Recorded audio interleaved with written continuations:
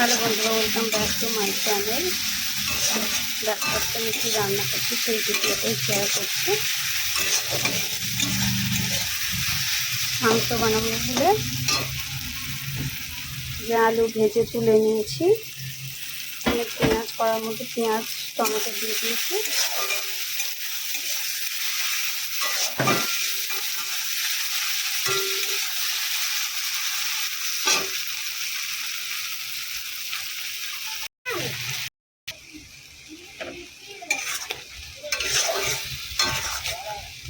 আদা রসুন বাটাটা দিয়ে দিয়েছি, পেঁয়াজ আর টমেটো ভাজা হয়ে গেছে।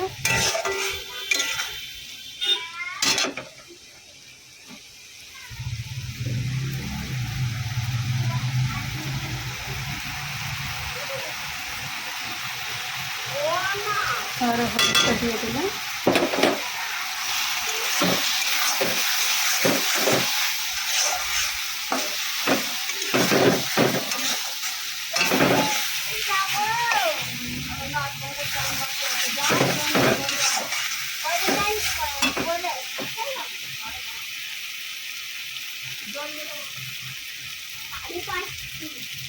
গুঁড়ো লঙ্কা গুঁড়ো দিয়ে দিয়েছি, দিয়ে কষালে তেল ছেড়ে গেলে মাংসটা দিয়ে দেবো। কালারটা এসে দেখুন মানে কতটা সুন্দর।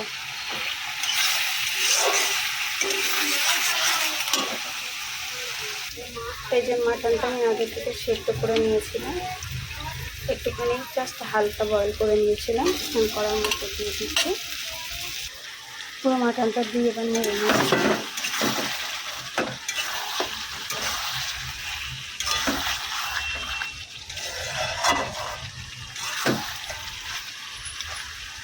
জাস্ট হালকা একটু বয়েল করে নিয়েছিলাম, যাতে সেদ্ধটা ভালোভাবে হয় আর একটু টেস্টফুলও হয়, একটু তাড়াতাড়ি হয়, টেস্টের থেকে একটু তাড়াতাড়ি হয়। তোমরাও কখনো বয়েল করে দেখতে, হালকা একটু বয়েল করে নেবে, কিন্তু তাড়াতাড়ি হয়।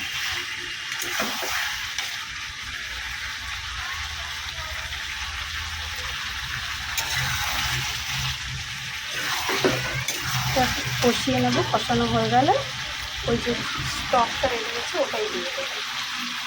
মাংসটাকে সেদ্ধ করে নিয়েছিলাম, এই যে তার সেদ্ধ করে যে স্টকটা বেরিয়েছে ওটাই দিয়ে দেবো ওর মধ্যে। মাংসটা যখন তেল ছেড়ে দিয়েছে, প্রায় কষানো হয়েই এসছে।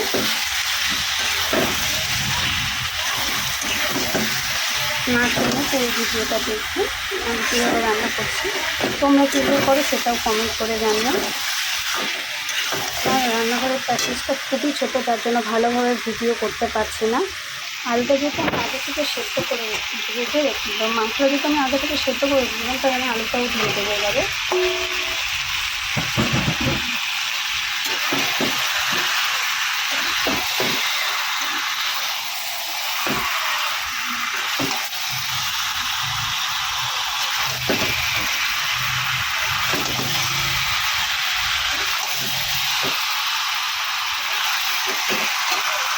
যখন ভালোভাবে কষানো হয়ে গেছে, তেল ছেড়ে দিয়েছি, সব কটা মিশে গেছে, সবাই মশলাগুলো সব মিশে গেছে।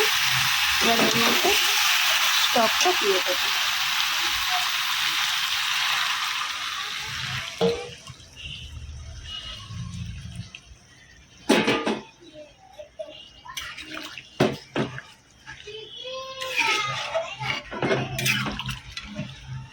আগে থেকে মাংসটা একটু নুন দিয়ে সেদ্ধ করে রেখেছিলাম, জাস্ট শুধু নুন দিয়েই সেদ্ধ করেছিলাম, আর কিছু দিইনি, যাতে মাংসের মধ্যে নুনগুলো মানে নুনটা মাংসের মধ্যে ঢুকে যায়, তার জন্য জাস্ট নুন দিয়ে সেদ্ধ করেছিলাম। আর বন্ধুরা, মাংসটা হয়ে গেছে, এবার নামিয়ে নেব।